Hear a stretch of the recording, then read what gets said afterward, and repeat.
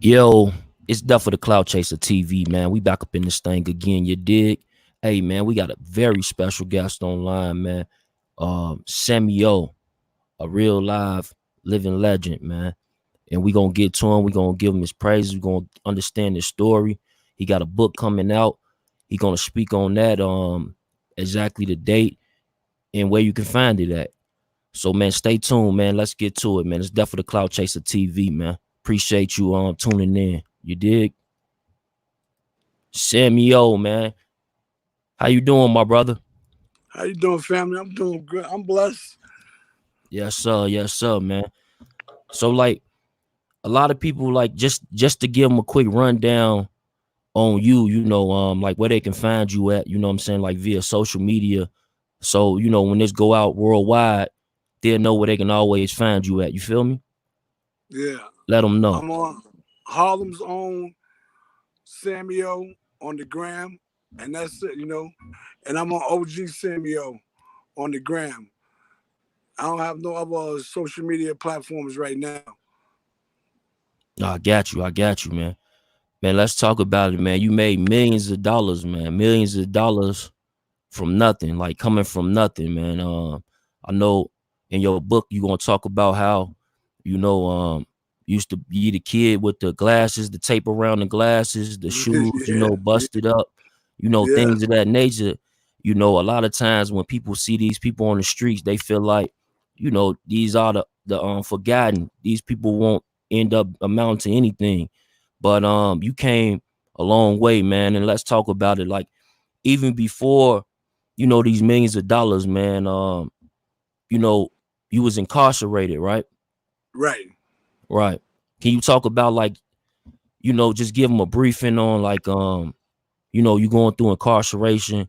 Was it difficult during that time? You having, not having not much finance, so I'm sure your family didn't have much finances to send you.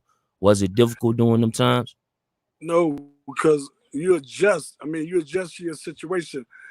Because And before I basically, cut you, look, let me cut. I'm sorry. Can you tell them like what year we speaking on? we speaking on 1980 to 84. Okay. I was away, but before that, I just want to go back before that. Like it was, when you grow up with nothing, and everybody like underestimate the kid with the thick glasses. And I grew up with all the jokes, Mr. Magoo, and I had all these bumps on my face, and just holes in my sneakers. But I was a sponge. I was taking everything in to see how all the other fellas around me was handling their business. So my rules was always, I had to learn the do's, the don'ts, and the bet nots. So, and that's how I tempered my life after that. But I was a sponge. I was taking, because I was like telling them, yo, put me in, coach. I can play. Put me in. But nobody never believed and gave me that shot. So when I went to the penitentiary, I grew up in the penitentiary. So by growing up in the penitentiary, I don't wish that on nobody, but if you got to be there, you might as well take advantage of it. So I changed my whole style around, like I was the weak link in the clique, but now I'm somebody. I'm somebody in the penitentiary. And when you can lead men, that's a special gift. Everybody don't have that gift to have other men follow you. So when you got that gift, either you do good with it or bad with it. And I was always focused on the like, I know how I was bullied. So I said I'll never take advantage of the situation once I'm in power. Because I Right. always believed that I was going to be in power. And I hate bullies. I hate bullies. Mm-hmm. You know? And I hate motherfuckers that put somebody else down when they getting a couple dollars. Just be blessed that you getting a couple of dollars. Who the fuck make you better than him? Because you got $2? I never understood that. You know Right. what I'm saying?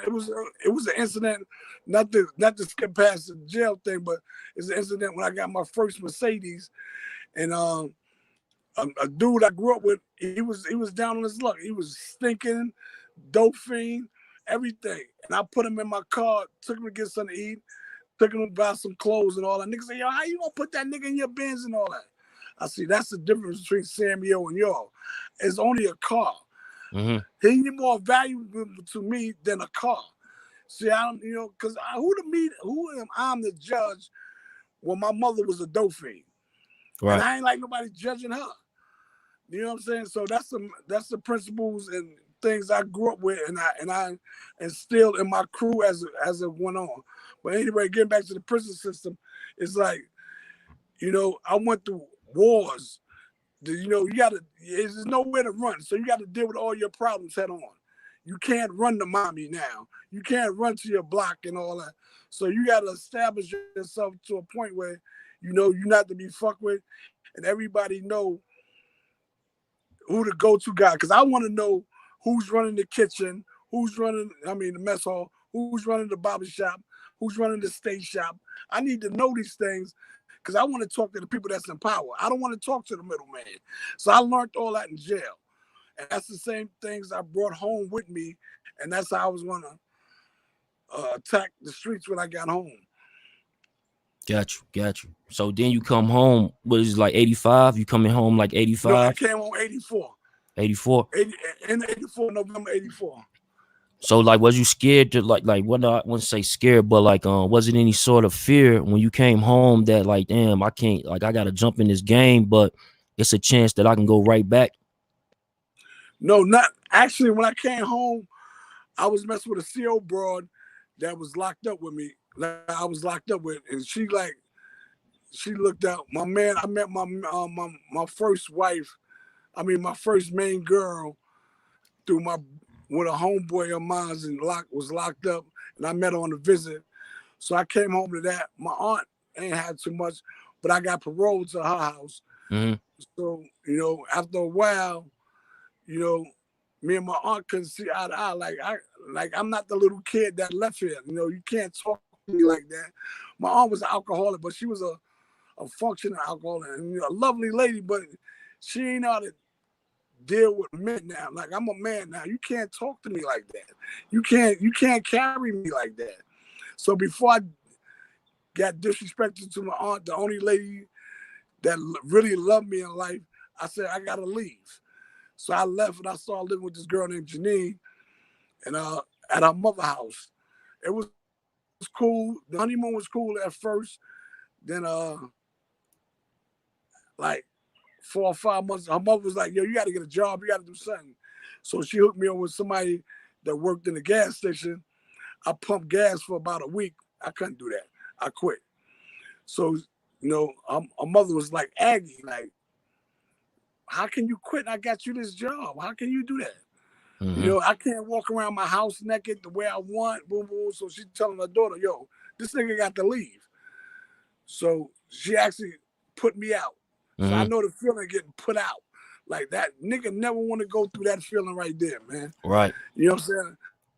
So Mary, my mother, my aunt, the one that raised me, she said, you always got a home here. So I went back to Mary's house and I was walking down Mary had a thing because her husband, he got up every morning and went to work. And she said, my husband got to get up and go to work. Everybody in this motherfucking house got to get up and go to work. Mm-hmm. So she woke me up like 7 o'clock in the morning. And I was walking down 7th Avenue in Harlem because I'm born and raised in Harlem. Harlem Hospital through and through. I'm Harlem all the way out. But anyway, make a long story short, my man Slim, Slim like raised me. He was older than me. It was my godfather, Lieutenant. So he had just bought the store from my godfather, and he told me he had some crates. He was carrying them in the store. So I told him, I said, yo, he said, grab a crate, boy. That's how he talked. Grab a crate, boy, and take them to the back of the store. So I took the crates to the back of the store. This is the first time that I ever saw cracks. He went in the refrigerator and he said, boy, I don't know what the fuck this shit is, but this shit got people going crazy. So I was like, what? He said, yeah. I said, Sam, I'm broke as a motherfucker. He said, I gotta open it on the spot. The cracks was going for $20 back then. And he said, I'm gonna give it to you for $17. And then you're gonna make $3 every one you sold. And I had from 12 to 12. So I took it, and the first night I made $5,000 profit. Wow. I sold like 1,700 cracks that night. I was like, oh my, I was hooked. That was it. It Yeah. was over. It was over after that. You know what I'm saying? But the honeymoon with me and Slim ain't last long because I was stashing my cracks in apartment, and I had a room, and I had the lock on the room, and somebody was stealing my cracks and changing them, not stealing them, taking the real cracks and putting dummies in it. And I didn't know who was doing it because I was saying it got to be the nigga that I got working for me, but in the door, or it got to be you, Slim. You say, nigga, I ain't put that shit in there. But come to find out later, because it was an old house, the door, it had a door, but it had a window on top. And the nigga was cleaning the window, even though I had the lock on the door, but I ain't had a lock to lock the window on top. And the crackhead nigga was climbing on top of it and jumping down and switching my workout. Word, that's it. Yo, these niggas is, yo, vicious, crackhead? right? What? Yeah, Vicious. go there, right? What? Yo, vicious. For real. So Slim cut me off. He's like, and that shit hurt my heart. Like, Slim, I would never steal from you. You the one put me on. He's like, nah, nigga, either you smoking or, or you doing something, or you trying to punk me, taking my work like that. And so we went our own way. But later on, like, I wasn't doing nothing. Like, I met this girl named Tangy, and I started staying at her house on 116th and St. Nick. So, to make a long story short, her brother-in-law was a kid named Lamont, and we became cool. And I told Lamont, I said, yo, we gonna get some money, man. And me and Lamont hung out every day. So, it was a girl named Robin. She had moved to a welfare hotel. She had got kicked out of her block where I was from, on 11th Street. She had got kicked.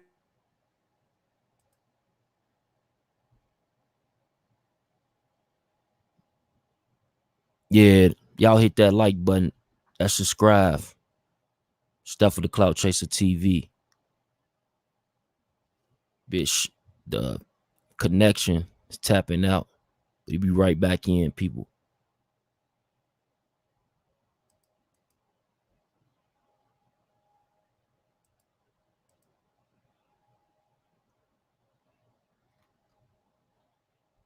Salute, fam. Salute. What's going on, man? So, can you hear me? Yeah, I can hear you now. Yeah, I just lost you for a minute. Yeah. Yep. But you said that you was coming. You was coming out the. You said you went to go stay with the female. Yeah, Tanya. Yeah. And I got cool with a brother-in-law, Lamont. And y'all was hanging out every day. Every day. And I told him, I said, yo, we're going to get some money. Just be easy. I'm going to get some work. But anyway, to make a long story, and I ran into this girl named Robin. She just got put out on 11th Street. She was staying downtown at the Welfare Hotel. And she was like, yo, you need to come down here. Yo, these crackheads ain't nothing but crackheads in the building. You know what I'm saying? They spending their money crazy. I was like, all right, I'm coming. She said, no, come down there. I said, yo, I'll be down there. I don't want to come down there because I don't got no work right now. I got to track down some work. So I went to my cousin. My cousin said, yo, I ain't got no coke. But I'm gonna introduce you to somebody that got coke. Then he introduced me to this kid. The nigga was playing games with me. But he became fair after a while. But when you first trying to get put on, motherfuckers gonna put you through the mail and like, is he gonna run off or he gonna? So if somebody don't, hello? Yeah, I can hear you. You said somebody gonna put you through the ringer. Hello? Yeah, can you hear me? Hello? Can you hear me? Yo. Hello? Y'all hit that like button. Can you hear me? Hello? Yeah. Yeah, somebody trying to put you on. They gonna put you. I hear you now. Yeah, I hear you. Yeah. Keep going. Yeah, I hear you. Can you hear me? Yeah. Hello? Yes, I can hear you. Hello? I hear you. Yes. You hear me? Yes. Yes. Can you hear me? You hear me? Yes. I can hear you. It's Death of the Cloud Okay. Chaser TV. Anyway, they're gonna put you through.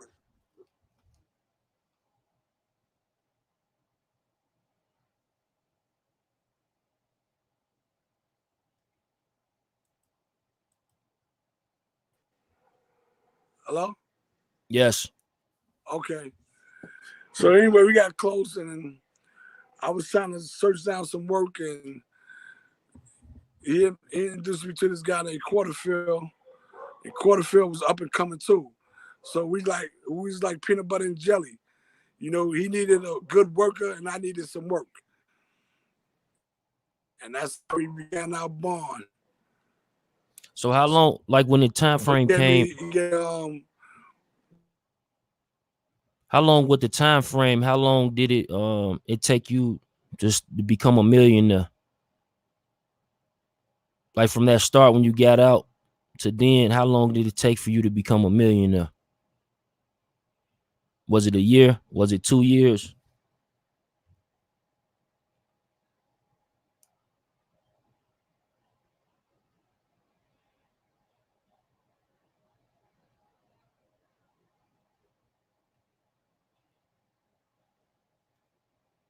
It's Death of the Cloud Chaser TV, man. We back up in this thing again. You dig? Oh yeah. Y'all hit that like button. That's subscribe, man.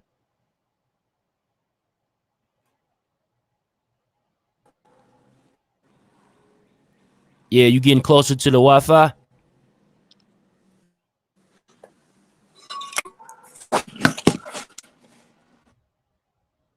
Hello? Yeah, can you hear me? Hello? Yeah, can you hear me? Hello? People, give me 1 second. Hello? Let me fix this audio issue. Give us a second here to fix this audio issue. I hear you now. You hear me? I lost you about 5 minutes. Yeah, I hear you now. Yeah. So you like how long did it take for you from like time frame? How long did it take for you? Like, was it 1 year, 2 years to you to become a millionaire? How long? Yeah. 87. I made my first million. In 80. So like about 2, 3 years, 3 years? 2 years. 2 years. 2 years. So now you're a millionaire. Like in Harlem is known for fashion, right? And like during that time frame, you had people like Dapper Dan, and I'm pretty sure it was other people, you know, with that fashion. But can you explain? Was you dealing with Dapper Dan or someone in Harlem that was designing your clothes? I was dealing with actually I was going to AJ Lester's. AJ Lester's was a store that, you know, you had to be gropped up to go downstairs and all that to get clothes. Where everybody from that era know about AJ Lester's. But after AJ Lester's became the dude, Guy Woods from 5,001 Flavors. He was like the first one to dress me like, you know, if you want to stay fly, you got to see Guy. You know what I'm saying? So.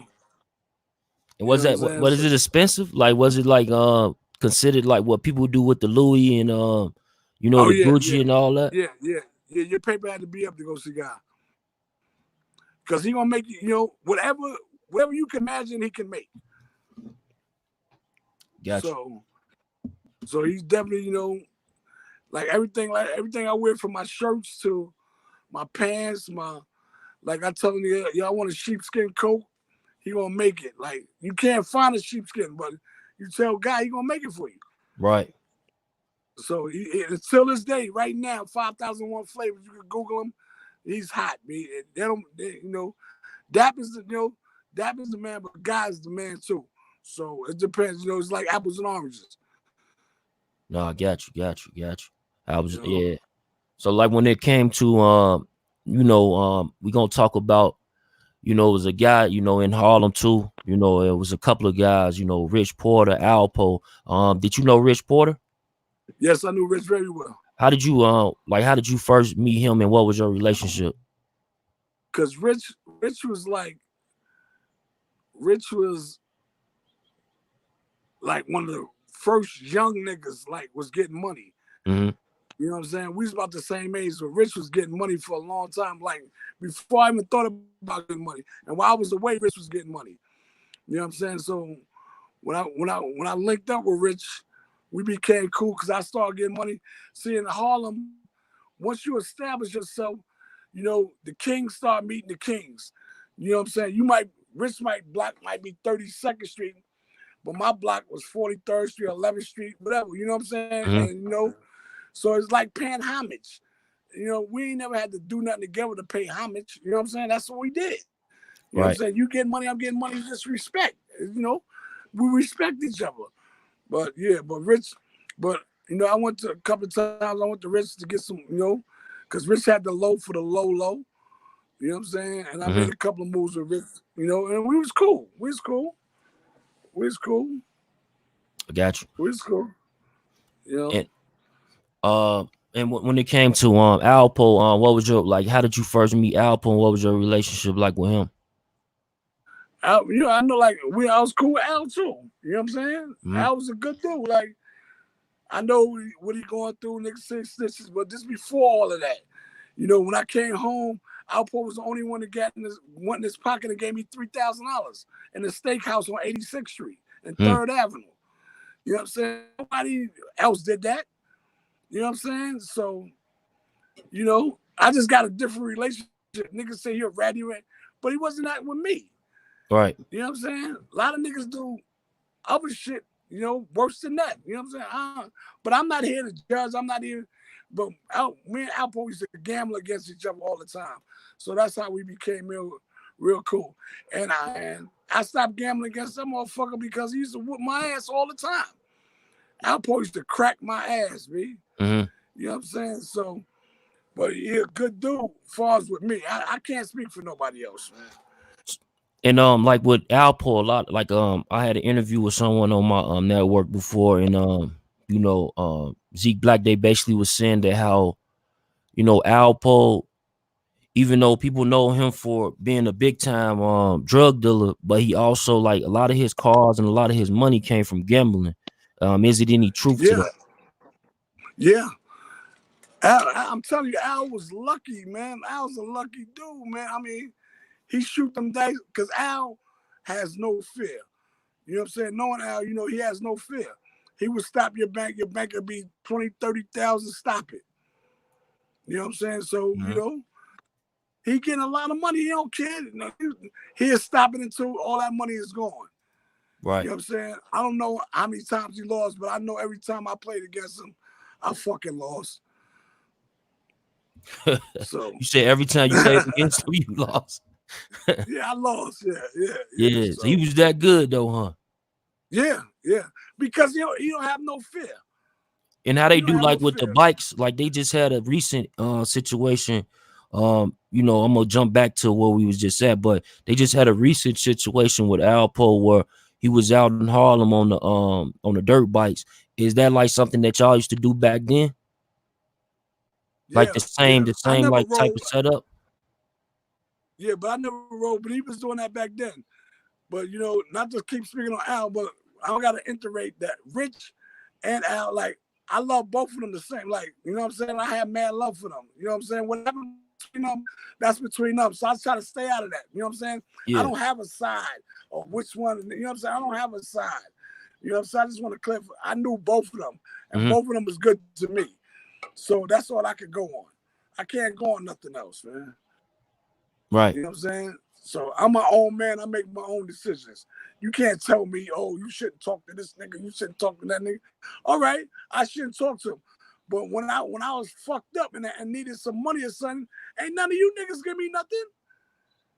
So why would I take advice from a motherfucker ain't doing nothing for me? When my mortgage is due every first of the month, you ain't giving me no motherfucking money. Facts. So I don't understand. It's like, come on. I be telling my man up, make your own decisions in life, B. I'm not a follower. I've never been a follower. You know what I'm saying? I'm my own boss. I'm my own man. I'm a man's man. I set the trends. But you know what I'm saying? But like I said, I don't take sides. I got love for both of them. So, You know, if motherfuckers don't like that, I don't know what to sell them. That's dope. No, I I respect ain't that. got nothing to do with that. You know, I don't got nothing to do with that. You know what I'm saying? I only can have a relationship with people. I only can love the people that love me, man. I don't got time to run around. Oh, don't fuck with this nigga. Fuck with me. Who the fuck make me the judge and jury? Like niggas did more foul shit. Like I don't like niggas that stick niggas up. Right. I don't like them niggas. Nigga hustle to get some money. Mm. You know what I'm saying? It's all Right. kind of likes and don't likes about a criminal. So I don't know. Oh, nigga know the rules of the game and nigga don't. Yeah, okay. That's what I tell people. I tell people like that. They real might not be my real. You know what I mean? Right. So right. my real might not be your same real. You feel me? Right. And that's what a lot of people need to understand, that you know, it's more variables than just what the eyes meet. You feel me? Right. But going into it though, like when you going, like we still going, like now we like 88, and you know, I think it was a famous story that you had with Kevin Childs, right? Was it like 88? What happened? With Kevin that was Childs? 88. 88? Yeah. Can you tell us that story, that rundown? Because I got a couple of questions after you tell me the story, because it was like from your last interview, it was a big topic of discussion when it came to Kevin Childs Done Diva. Right. The Yeah. What happened name? in 88? Yeah, what happened in 88 at the store? Okay. What happened with 88 at the store? Me and Kevin Man had a beef. It wasn't even a beef. It was a broad. Like he was trying to fuck one of my broads. And I don't care if you trying to fuck my broad. If she want to fuck you, she want to fuck you. But why would you shit on my name to get some pussy? That was the whole beef. Like, homie, if you want to talk to the broad, B. Don't shit on me to get points to try to fuck her. Mm. And that was the whole beef. You know what I'm saying? So when I went to Al, be his man, and I see Al, you know, because me and Al used to be kind of cool, because we used to gamble together. He used to come to SNS and gamble all the time. You know what I'm saying? So I'm like, Al, did you say that about me, but to Gina? Like, then he said something, he mumbled something. I said, Al, did you really say that? He said, yeah. The anger from me, I just exploded. Like, I hit him so hard and knocked him out. Then, you know, he woke up, and like I said, when he woke up, it was like 300 niggas was coming through the door. So Alpo passed me a gun. The kid, Big Fat Anthony passed me a gun. And you said Alpo, Fat Anthony, and Rich Porter was there, yeah. Mm-hmm. But Fat Anthony and Alpo passed me a gun. Then when the niggas was coming through the door, he said, yo, I'ma handle this. Post, I'ma handle this. And push me out the door. He said, I don't like these Bronx niggas anyway. And push me out the door. Mm-hmm. So I just had bought a new whip. So them niggas ain't know what kind of whip I was in. So I just drove right past them niggas. Because I had the dark tinted window, so they ain't know it was me. So I drove back and I went home. And my godfather came and I talked to him on the phone. He said, yo, wherever you at, just stay there for a minute. Let me get this beef squashed. You know, and I'll take care. Just stay low for a minute. So they must be went to the burger stand where he was at. So one day went by, 2 days went by, 3 days went by. So I'm tired of sitting in the house. And I'm not a nigga to run. You know, if you looking for me, now I'm looking for you. That's the mentality I had. Mm-hmm. So I went and got my cousin Glaze and I'm from Brooklyn, because my boys from 7th Avenue and them, they just got busted. So my whole crew just got locked up. So I had to go to Brooklyn.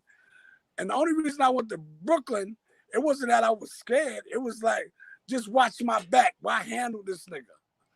Because if I was scared, I wouldn't have knocked him out in the first time. Right. You know what I'm saying? So, so my cousin went and got the shooters. Yeah, he told 2 dudes to come with us plus him.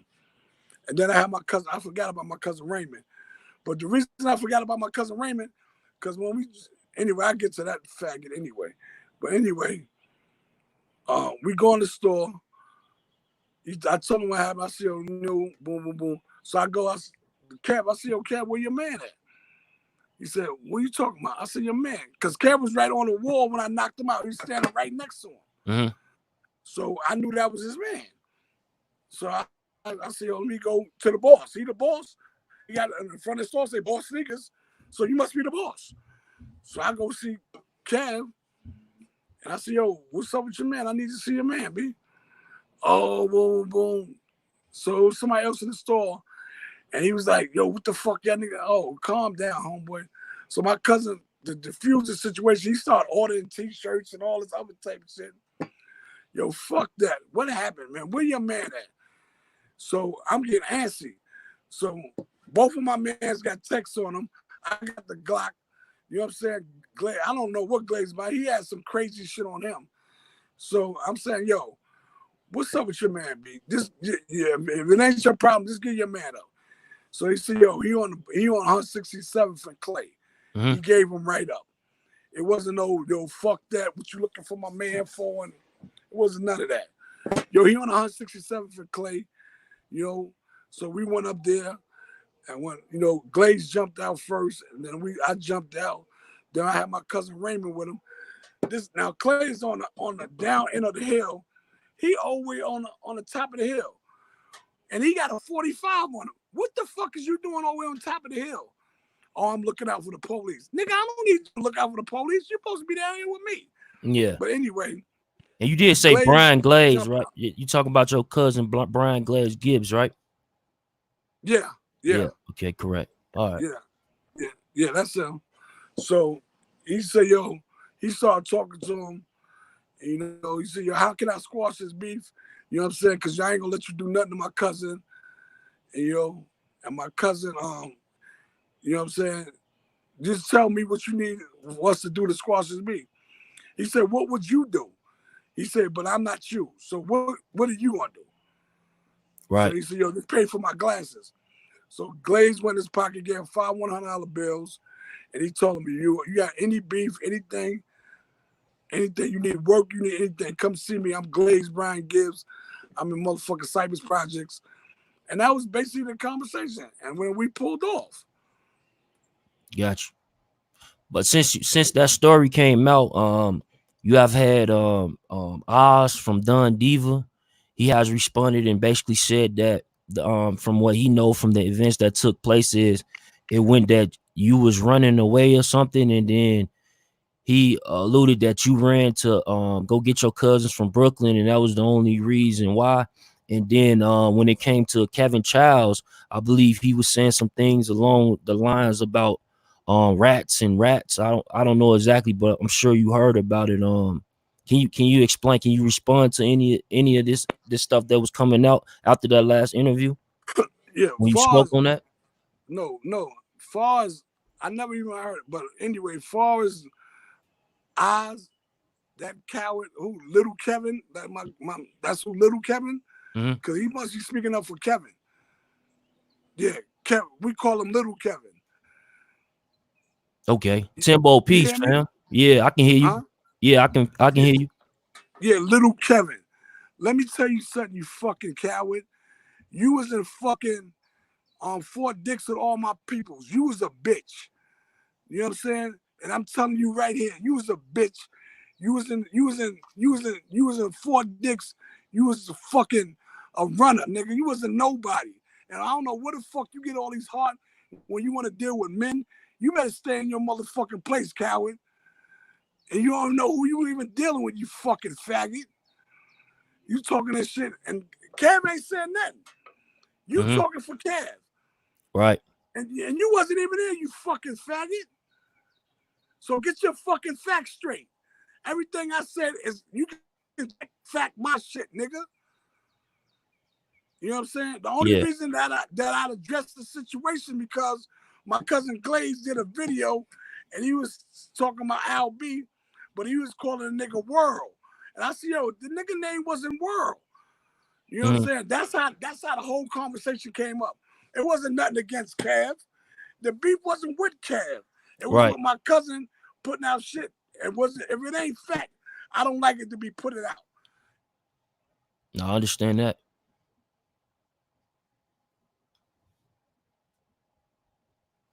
Hello? Yeah, no, I can hear you. I understand that. I understand that. So You like hear me? yeah, I can hear you. Hello? Yeah. It's definitely the Cloud Chaser TV, man. Y'all hit that like button, man. For the culture, peace, info, mind, salute, fam. Po Yeah, Mafia, I see okay. you. Yeah. Can you hear me?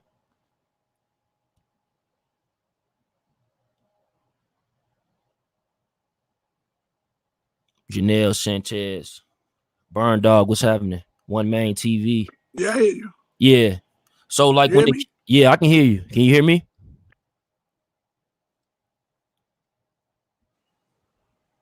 Hello?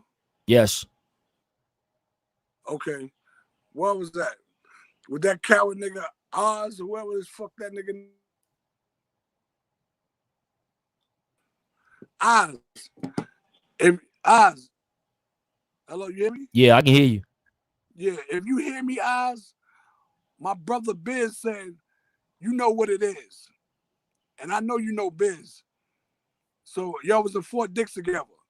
So before you start getting on motherfucking social media and act like you ruffling your feathers and all that, stay in your place, B.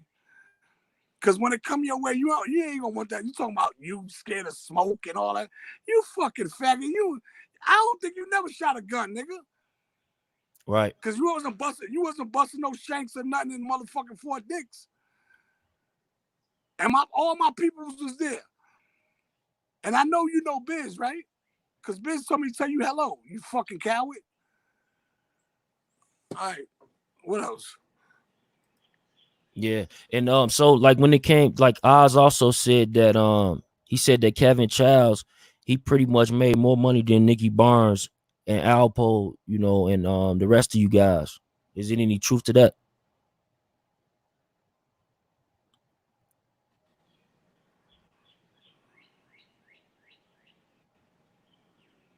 Did you hear me?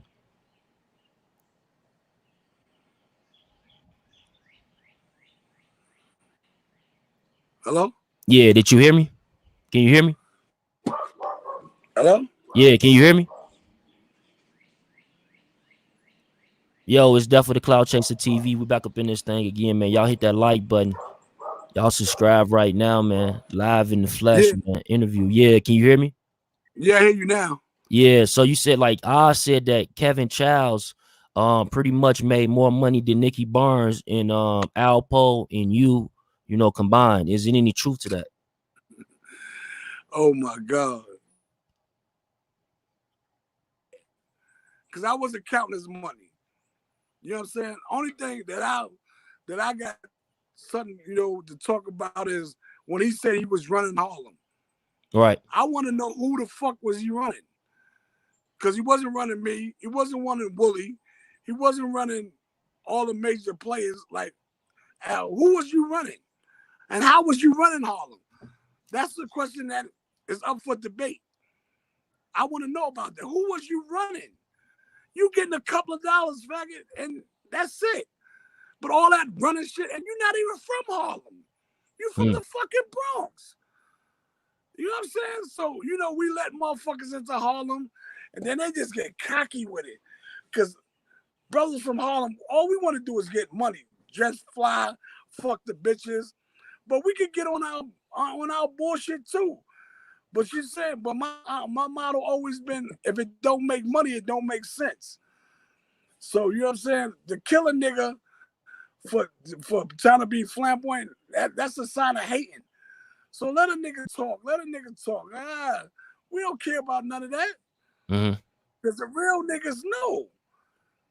But I had to come forward and tell him it wasn't like that. Homie wasn't running nothing. Homie wasn't running nothing. If he might have had 2 or 3 niggas he was hating, okay. Okay, but far as running Harlem, stop it, Yeah. Bob. Stop it. Stop it. Stop it. Stop it. Stop it. Stop it. So, And like you know, Kevin Childs, he has his opinion about rats as well as you know, he spoke about AZ on the beat 139 recently.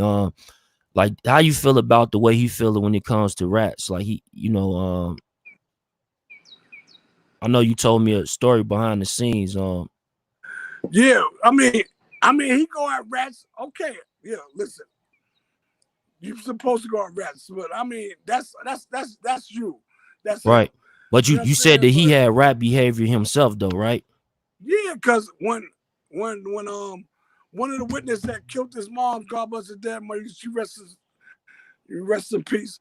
But he was taking homegirl to court every day Mm. to make sure he testified against Tom. So what is that? Is that a rat? Right. If It's you up for taking a debate. witness, if you taking witness to court every day to testify against a guy that killed your mother instead of handling your business yourself, what is that? Right. What is that? Yeah. You know what I'm saying?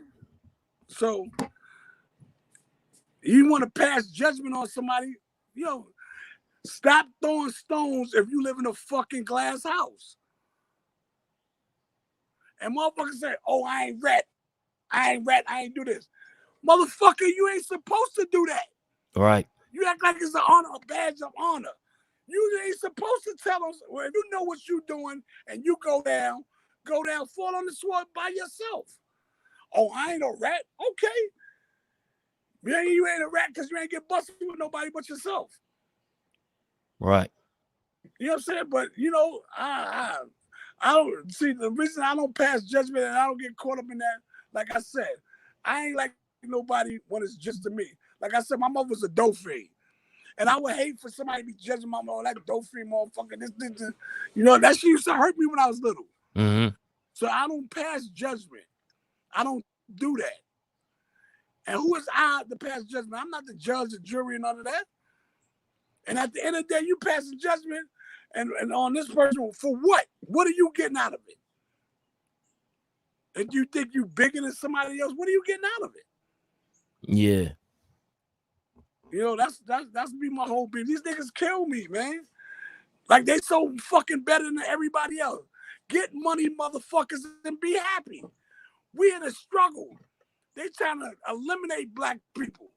We in a fucking struggle, B. Facts. And you worrying about who's ratting and who's this and nigga, find something else to do, man. And just like when I started getting money, I was real bitter. And my godfather said, nigga, if you ain't got nothing to live for, find something to die for. You know what I'm saying? So that's how I live my life, B. You know what I'm saying? Come on, man. What the fuck I got? How the fuck I'm worrying about another nigga trying to count another nigga money? Nigga, I need to worry about how to pay my mortgage. Fuck, I need to worry about how he doing his. So, and that's just me. That's just my personal opinion. No, I respect that. I respect that. And let me hold on. I gotta. Oh yeah, so like when it came to you got money, you had money a long time, right? And I want to ask you like during that time frame that Damon Dash. Yeah, I knew of Damon Dash. I met him. I met Damon later on, but I never knew him personally then. But I met him through my people's Noriega and Capone.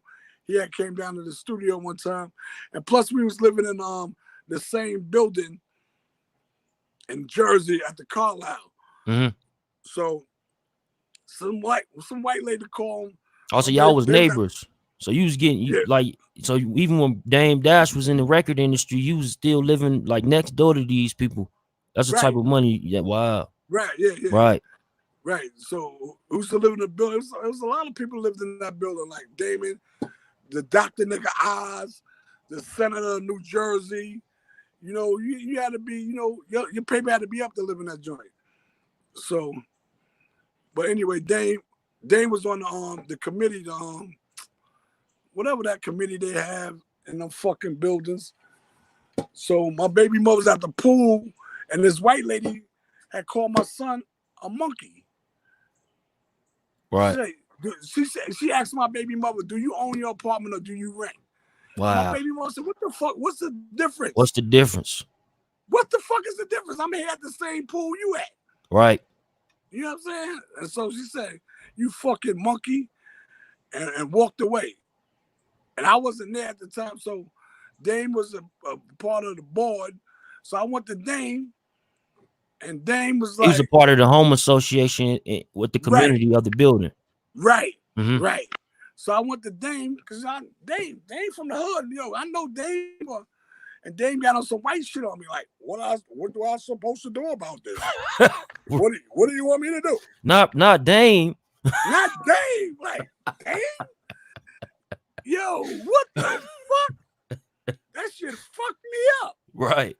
I said, okay, I know what I'm dealing with now. Then the next time I met Dame, we was at the studio and he came down there with Mariah Carey. Mm-hmm. Mariah Carey is a Mariah fucking Carey? sweetheart, man. Yeah, Mariah legend. Carey. Salute the legend. Yeah. Mariah Carey. Yeah, salute her, yo. She had the cup in her hand, a plastic cup. They were drinking champagne at the cup. And she was like, I'm regular. She had the baseball cap down. And she was just chilling, like, down to earth like a motherfucker, man. Like, it surprised me. And Dame, he was just standoffish, so. And that's the only 2 encounters I ever had with Dame Dash. Right. Okay. So, Got you. That's, man. So, wow, that's crazy. Dame Dash. And yeah. Let me see, make sure that I got that. Okay. So like when it comes to the book, man, let's talk about the book, man. Let's get to it because we don't want to give them everything. God damn it, you gotta read it. Right. Shit. Yeah, Come on now. Y'all see, y'all already been watching, and this is a whole movie. And you see, we just talking just to you know what I mean? He's just giving us a little rundown on a few stories. So y'all definitely need to go check out his book. Can you tell them the name of your book and exactly when that book is gonna come out? And you know what inspired you to write the book? You feel me? Yeah, because I wanted to write my own story. Mm-hmm. You know what I'm saying? Everybody get, they doing movies on Nicky Barnes, this one, that one, but they dead. You know what I'm saying? I'm alive. I want to write my own story. You can't tell a story about me better than me. Right. So, that's why I wanted to keep it all the way 100. You know what I'm saying? It's the reason why people get into the game. Everybody don't get into the game for fame. I got into the game for survival because that's all was left for me to get into. Mm-hmm. You know what I'm saying? When you got felonies and you got this, motherfuckers say, oh, won't you go get a job at be a delivery? Won't you go get a fucking job in delivery? The fuck out of here. I want to feed my family like you feed yours. You know what I'm saying? You got millionaire motherfuckers talking about, oh, the crime is high because they selling drugs and, well, give me a Fortune 500 job. I bet I can ace it, but you're not giving me the opportunity. So what do they want people to do? Right. What? But when you know better, you do better. But as I got older, I know better now. Now I'm out the game. I'm done. But I had to learn. But now it's time for me to tell my story. The way it really happened. Not no fiction shit. This is how it really happened. See, the book, they can water down the movie, but they can't water down the book. Yeah, no, absolutely. Because once it's on paper, that is what it is. You know what I'm saying? So, yeah. But the reason I name it The Making of a Legend, because I can't make myself a legend. The people got to make me a legend. You feel I what like I'm saying? that. Yeah, I absolutely. That makes a lot of sense. And yeah.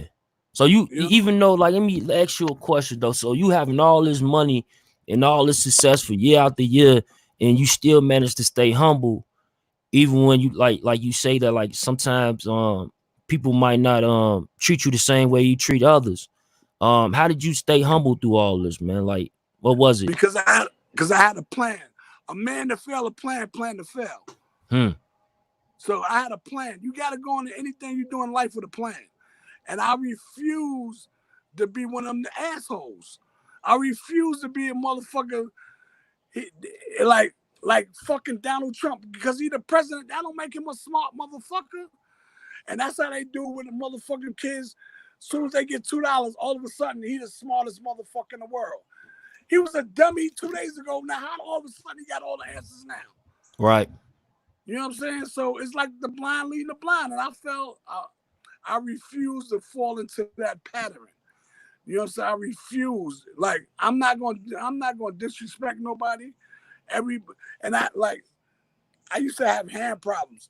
I used to hit broads and all that, but I had to stop that because that wasn't the way to go. But if nobody never pulled me up and said, homie, what are you doing? You know what I'm saying? How you gonna beat up on somebody you love? But nobody never took the time out. My godfather took the time out to tell me these things. But if he never took the time out to do that, I would still be doing that dumb shit.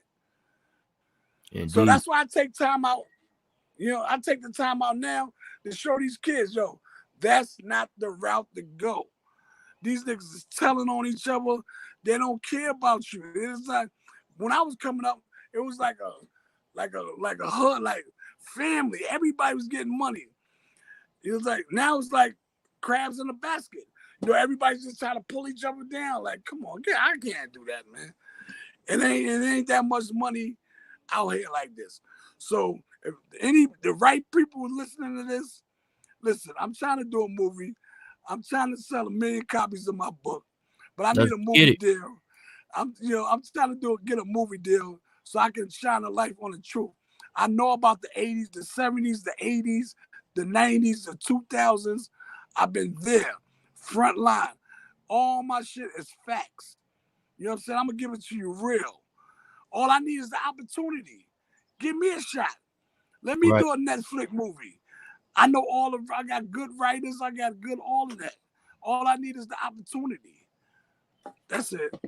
But that's why I wrote the book, so I could put facts, the facts on the paper. Because once it's on paper, that's it. It ain't coming off. Right. No, I got you. I got you. No, that's good.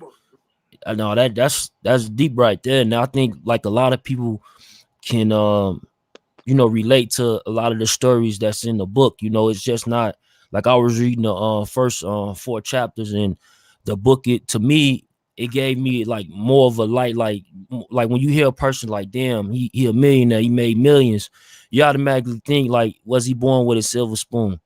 Right. You know what I'm saying? Was it the glitz and glam? Did it come from the start?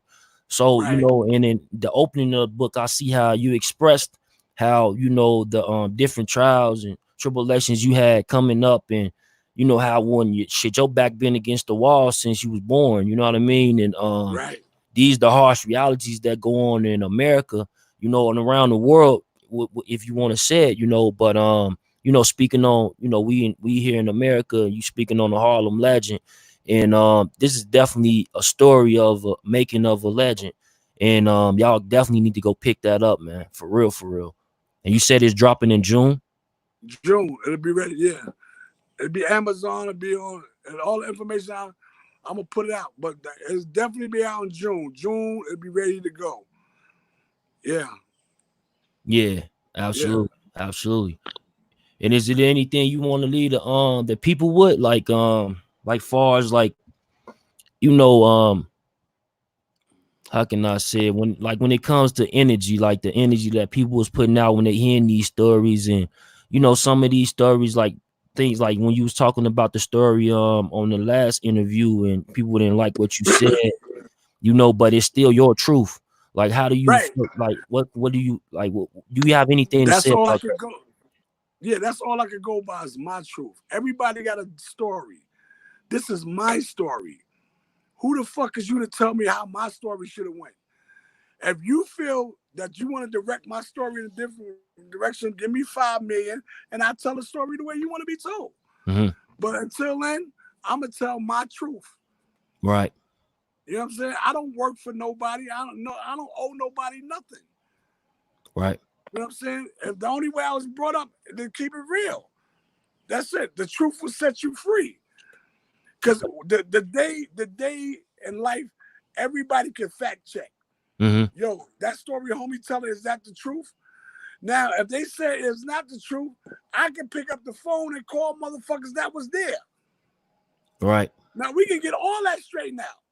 So anytime a motherfucker say, yo, well, that ain't happened with Sammy, or that ain't happened, we still got people that's living, that's behind the scenes, though, that don't do the social media or nothing, but they gonna answer the phone for me.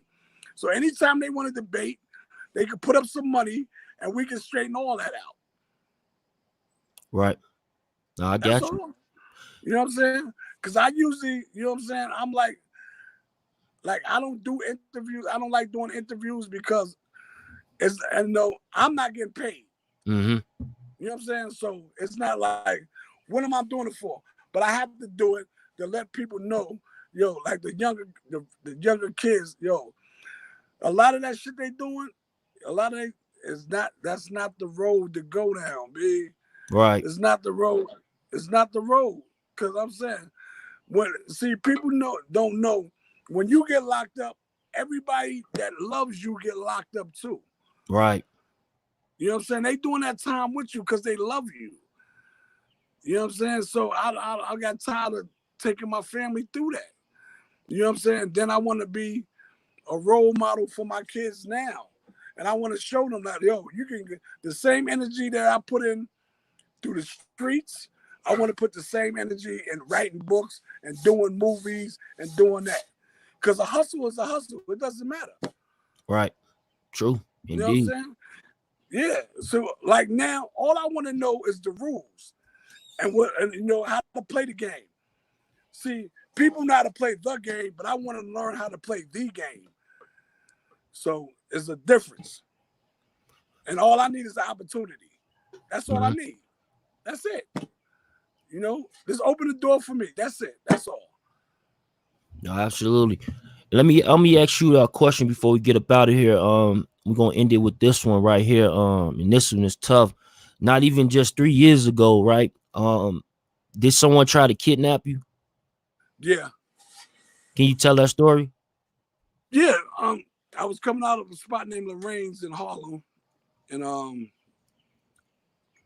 it was a February night. It was cold. I was trying to get my Benz. So, they had a double parked car right next to my car, and I had to slide in like in the middle of the cars. So when I slid in, the side of the van door opened, and all I saw was a gun. Mm-hmm. So I thought it was the police at first. You know what I'm saying? I thought it was the police. But when I realized it wasn't the police, oh no. Y'all niggas got to kill me. So it was 3 of them. I started fighting all of them, tussling, fighting. Niggas, they couldn't even move. Get out of here. Whatever you gonna do, kill me. Cause I'm not getting in no van. I'm not doing none of that. I'm not, you don't want me sticking no broomsticks up my ass and cutting me all in the face and nah, you ain't gonna do that. So anyway, my man, Chew, he ran up on and helped me. Some people know him as George, some people know him as Choo, some people know him as Sixco, but he was the only one. He saw the tussle and heard it, and he ran. He pulled out his joint, and he was running towards them. They saw him coming. They jumped back in the van and pulled off. But come to find out, let me explain something to y'all. The real motherfuckers is starting to get money is always somebody close to you that sets you up. It's always, you don't have to worry about the nigga across the street. You got to worry about the nigga walking side by side with you because he know everything. So take it from me. It's always somebody close to you. When anything like that happened, like I told my homeboy when he came upstate, I said, anything missing out your cell, see the porter. Because he know what's going on. Because the porter knows everything, who's robbing, who's sneak thieving, they know everything. And anytime you get robbed or set up, like, that's not coincidence. Mm-hmm. It's always somebody that's close to you. Always a hater. If you do the history of all that, even with AZ, it was his brother-in-law. Even with motherfucking Donnell, it was his uncle. You know what I'm saying? It's always somebody's close to you. Right. So don't look all the way down the block and look close. Because usually you're going to find your answer. And I know who did it. It's a nigga that was close to me. You know what I'm saying? But he don't know that I know. But if you watching this motherfucker, you already know. So he know I know. Right. But he don't know I know. It's him, but I know. But that's what happened. I don't hide that. because when you're a part of the game, that's a part of the game. But I'm willing to die for mine. You know what I'm saying? That's what they fail to realize. I'm not calling my wife. I'm not doing nothing. Yo, go get the money with me. Listen, babe, if the motherfucker call you, call the police, man. Don't get them motherfuckers nothing. Right. And that's what I live by. Kill me. And you still ain't gonna get nothing. All you do is get in the practice that you kill somebody. Okay, you still ain't getting that. Now you got a body. Now you're gonna do 30 years, 40 years for a body, and you ain't get a dime. Absolutely. Got you. That's the truth I live by. We got your manager, Baby Bob. Baby Bob, what's going on, fam? What's going on, fam? Baby Bob. Can you? Oh, you got us on repeat. Hey, on the other, yeah, what's going on? What's up? You gotta turn the other one down. You gotta turn the other one down. Yeah, you gotta brother. turn the other one down. Stop going to Hollywood on us, B. Yeah, yo. Gotcha. Yeah, what's going on, Baby Bob? How you feel, man? Hey, bless. Shout out DEATHOFTHECLOUTCHASERTV. What's happening with y'all? Man, what's going on, man? I had a couple of questions I wanted to ask you before I ended this interview. When it came to Kevin Childs, like Kevin Childs, he had a situation, and you know, Sammy O had spoke on it, and you seen who was that Oz from Dun Diva? He had a lot to say about you as well. Like, did you have any response to anything that he had to say? Yeah, I spoke to the Joker. Oh, you did end up speaking to him? I spoke to him. You know, he went on Up for Debate TV, said what he said. You know what I mean? And I rebutted. You know what I mean? And he know what it is. You know what I'm saying? He reached out for peace. Somebody want to get money and all that. You know what I mean? We two different jokers. You know what I'm saying? So I ain't really, you know what I mean? We not the same kind. So, you know what I mean? I had to put him on the back burner. Absolutely. And like with like the movement, like far as you been Sammy's old manager, and you know, the book is coming out. Like what other endeavors are you guys planning? Like what do you have coming out? Yeah, shout out on to the Sammy. manager side. We got of course the book coming out in June, you know, Making of a Harlem Legend. And we have the screenplay. Shout out to Deb, Deja Vu Films, you know. And we got the merch coming out. Of course, we still doing the gift backs. But you with the man himself, man. We got a lot going on just that fast, you know? Right. We've been here, just been in the shadows, man. You understand me? We are the game, man. We are the game. You know what I'm saying? You do the history, you know what I mean? Before the eyes do, he's not really relevant, you know what I'm saying? Because he's supposed to go on the Beat 139. When he's supposed to go on there, Kev Childs called. You understand? And told him, listen, man, I don't want you representing me. Ask Oz that. That's a fact. That's a fact? That's a fact. Wow. You understand? He's speaking up for Kev. Kev don't want him speaking for him. You understand what I'm saying? So we two different things. Sammy a boss and I'm a boss. We just happen to be related. You understand? That Oz dude is counterfeiting me. You know what I mean? It's just that simple. Absolutely. Got you. So is there any way Deja Vu? Go ahead. Deja Vu TV, Deja Vu Films is I got a project coming out with him. She's gonna do my movie. She's my ghostwriter. I'm gonna put it out there. She's my ghostwriter. But I'm talking about me. This lady got so much energy, and she put my story as I told it, but she formatted it for me in the perfect way, like I told it to her. And we're gonna do the movie after this. Deja Vu Films. Deb, sexy, yo, the best. You could Google her. She got a movie out now called Chain, you know, and she did Chain, and she coming out with a pocket full of games. Her movie's already on Amazon Prime and all that. Check it out. The woman is incredible. Look at her, support her, because she's supporting me, because she's amazing. And I got her, and I got my first cousin, Baby Bob, and I can't lose. So I'm right. Here. And will your book Sammy O, will your book come out on will it come out on audio book format? You reading it? Yeah. I'm gonna get to that. Yeah. I'm gonna get to that, but I'm gonna put the hardcover out first, and then I'll get to that. Yeah. Okay. I just want to get the hardcover, get it rolling. Then I'm gonna go to that. I'm going to the studio and do it. Yeah, absolutely. Well, I appreciate both of y'all touching bases with us, man, blessing our platform. It's been definitely a pleasure, man, an honor to get this story direct, real live and direct. This is history in the making. Definitely y'all go check out, man. Making of a legend. You feel me, Sammy? Anything you want to leave the people with? You good? Yep, get the people what they want. Salute. Bob.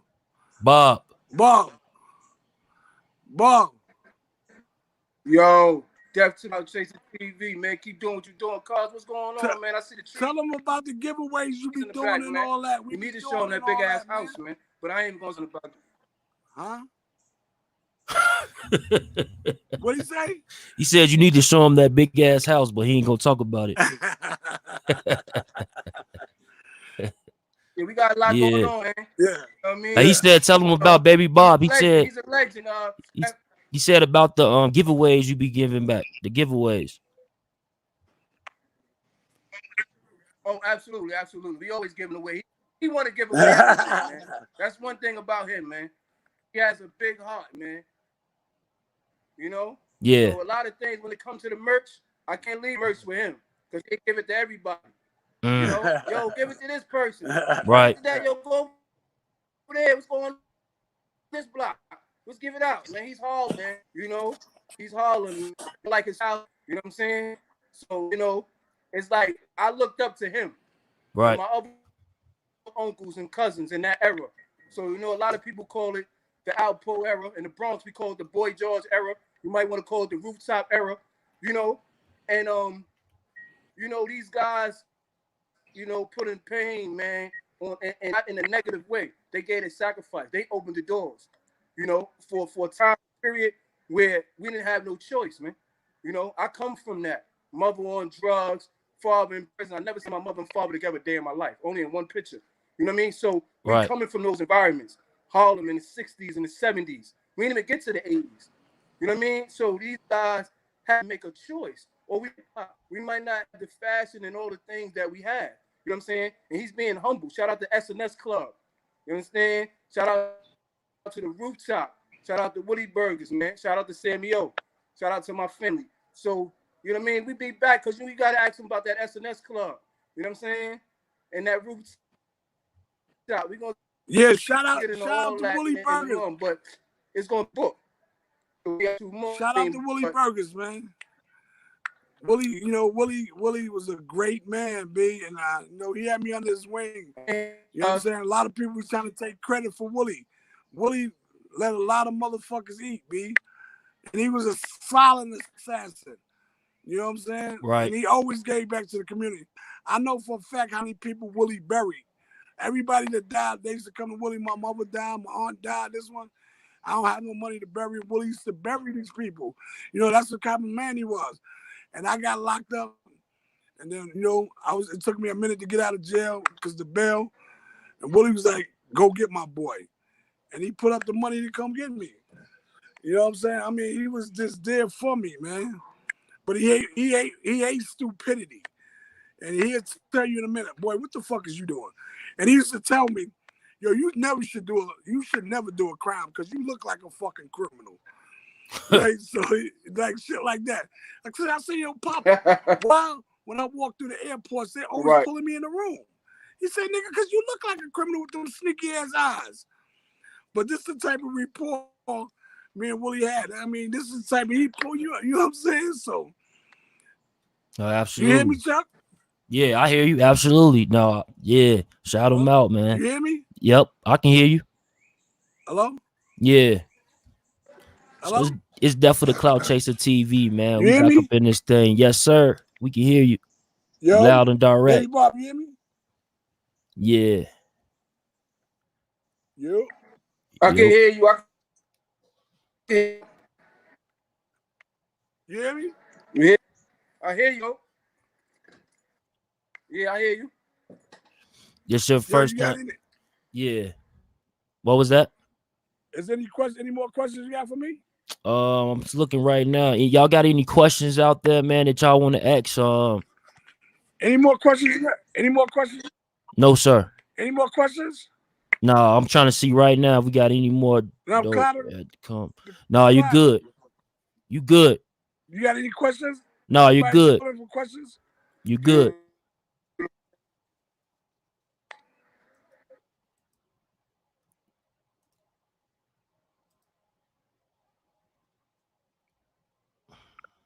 Okay. Yeah, you good. It was a pleasure. I appreciate it. It was a pleasure being on your show. When the book come back, I hope you invite me back. You know what I'm saying? So Absolutely. when the book come out, but it was a pleasure. Thank you for having me. Man, I appreciate you coming on, man. I definitely gotta get the copy and read the rest of that. Like I said, I read the first 4 chapters and man, it's dope, man. It's definitely it's there. Right, you feel family? me? Yeah, salute, fam. So y'all get in the comments, man. Y'all let us know what's happening, man. Y'all heard it from Sammy himself.